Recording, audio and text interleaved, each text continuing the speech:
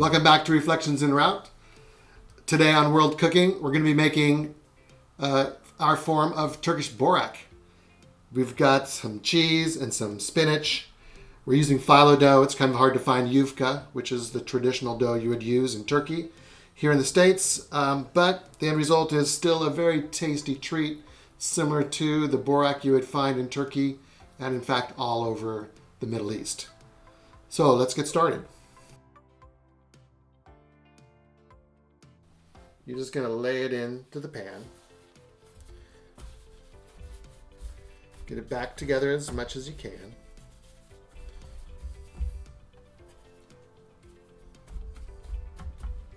Try to keep the phyllo covered so that it doesn't dry out anymore. And we're going to put one layer of phyllo down and we'll add some butter to that. You want to butter it in between each layer. Bottom layer especially, you want to get in there and covered pretty well to give you the foundation for everything. All right. If it breaks, don't worry about it. Just keep it so that the layer is still covered. Okay, we're going to add another layer of phyllo.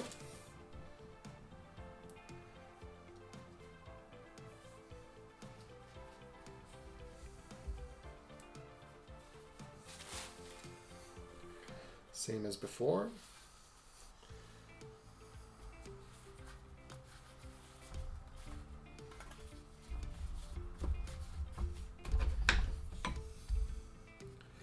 Another light coating of butter. Any pastry brush would work fine for this. This just happens to be the one I have.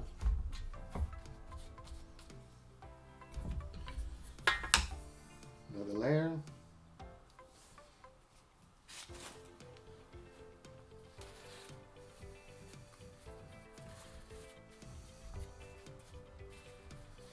I'm going to leave this one up for now.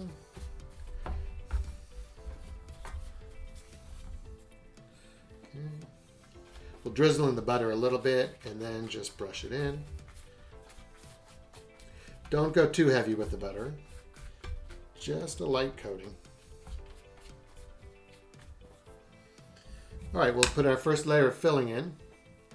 This is frozen spinach. I just used the microwave to defrost it. Squeeze out some of the extra liquid. It can be pretty watery. You don't want a really soggy yufka.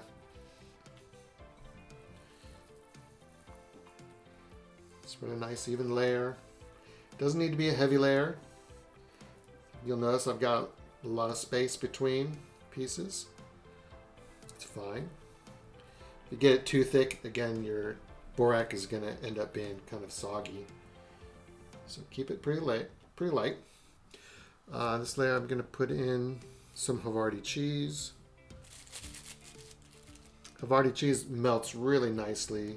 It's got a creamy texture. And a nice light kind of nutty taste that I really enjoy.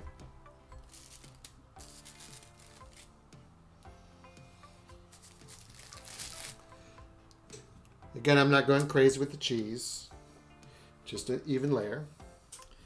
And then we'll fold this piece of Borek phyllo dough back in. We'll get another piece on top.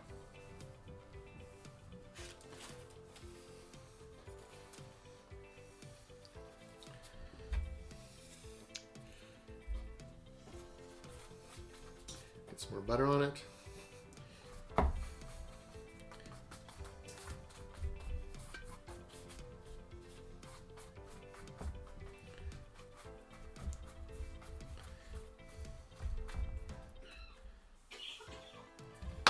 Another sheet.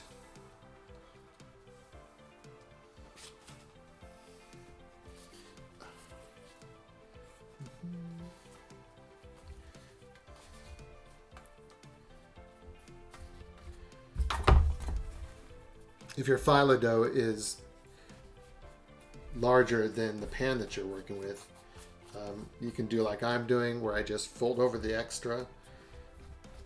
It kind of adds a little bit more flaky layers to your borak. Or you could trim it. I chose to go this route because this stuff is already pretty fragile coming out of the package. And I was afraid that cutting it would damage it too much to use it.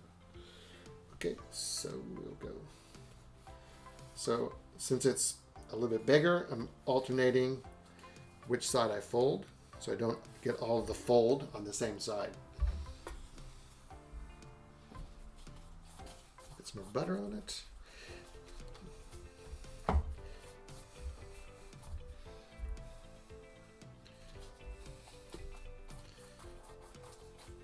Okay. Great. Put another piece on. I'm just gonna carefully tear that off. That's the length I need, so we'll work with that somehow.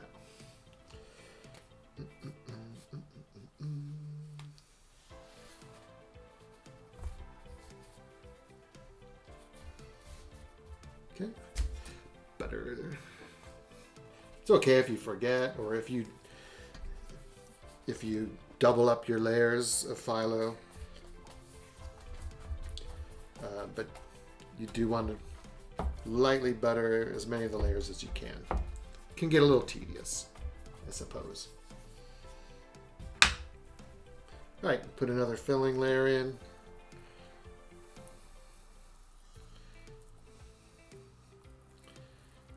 I'll go a little bit heavier on this layer. It's got some good layers of phyllo below it to support it.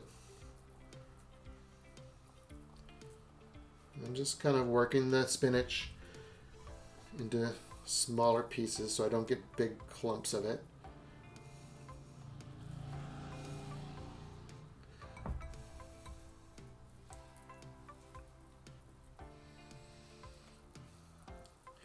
In the town in Turkey where we lived, there was a shop that was known all around Ankara and the surrounding countryside for their borak. And people would line up every morning before they opened to get their borak for the day. You can have borak for breakfast. You can have it for a snack during the day. Never really saw it as a dinner meal, but it's definitely a street food that you would find around.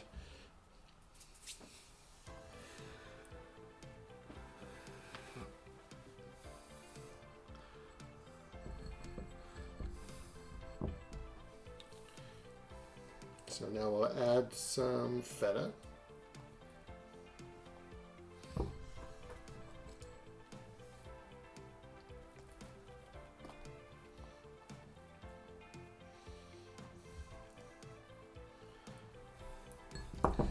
Try to get an even layer. Again, don't go crazy with it. You don't need to coat the whole layer with it, just so that you get a little bit in each bite. Looks pretty good. And we'll continue with the phyllo.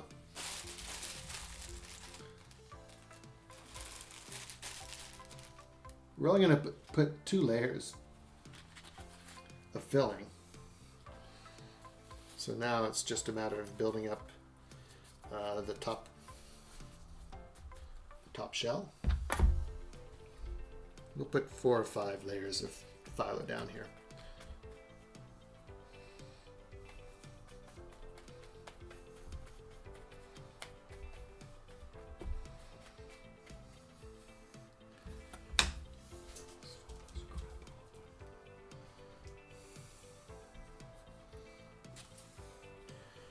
Hopefully our phyllo will survive for that.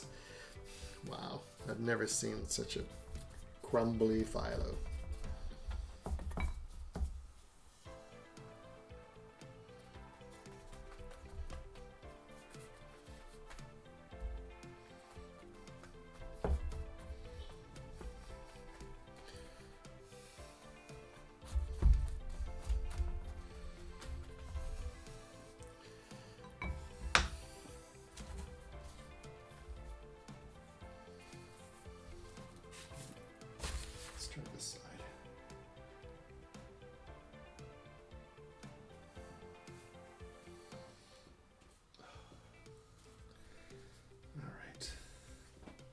That did come up a little bit better.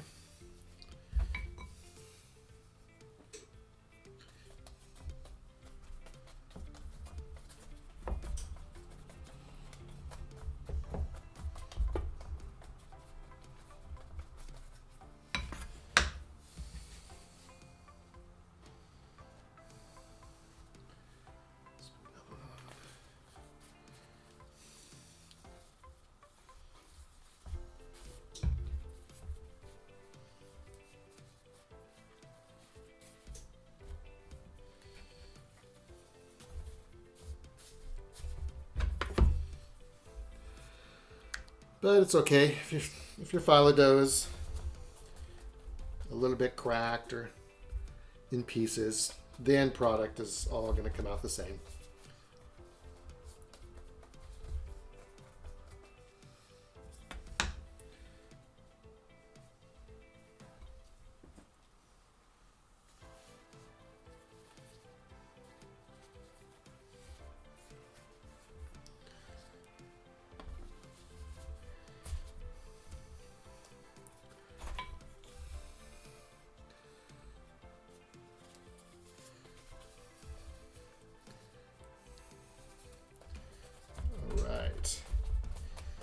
So we'll do one more layer after this. Try and get a fairly clean, even, perfect sized sheet for it.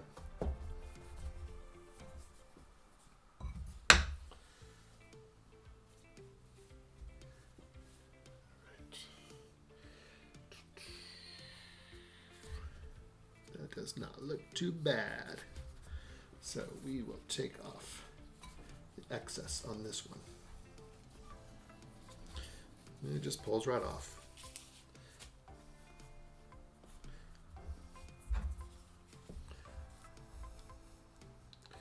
Okay, we'll go a little heavier on the butter on this top layer. Make sure it's completely evenly coated. That'll give us a really nice golden top. Nice and flaky.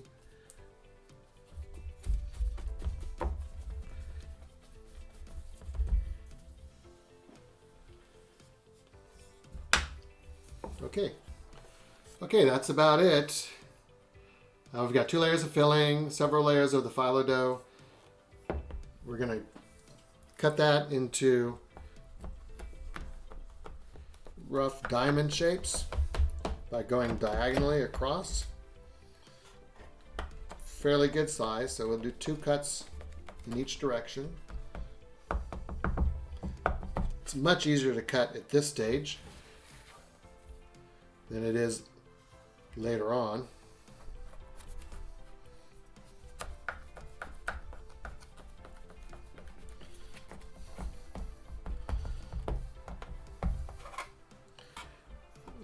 Looks really, really good today.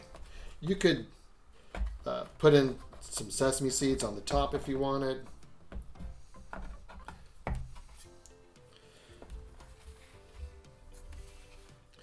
Why don't we put another slice in right here?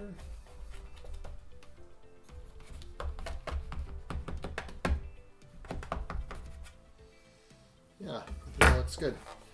And we'll put that in the oven, 350 degrees, and enjoy a nice snack.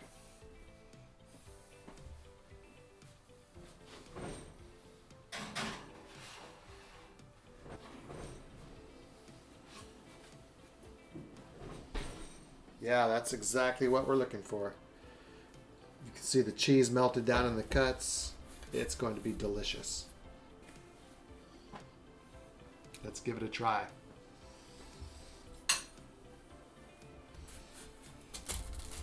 We'll just run the knife through it again.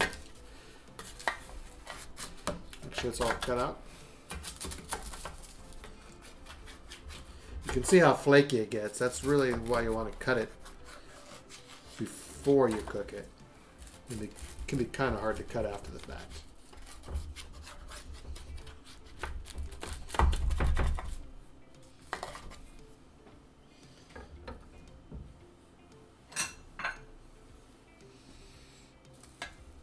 All right, let's take that piece out right there.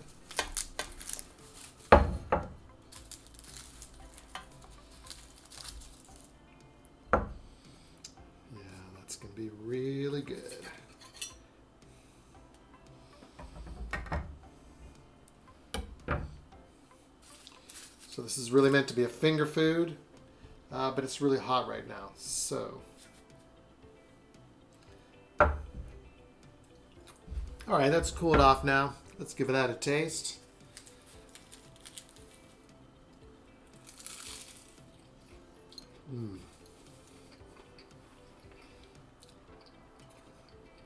Yeah, that phyllo is nice and flaky, buttery, delicious. The cheese has that nice, smooth mellowness from the Havarti and that sharp tang from the feta. Really very good. All right. Thanks for joining us. Today on World Cooking, we made Borek, our version of Turkish Borek with spinach and cheese. Come back soon for more recipes from around the world. Don't forget to subscribe so you don't miss anything. Give us a like, thumbs up, and we'll see you around.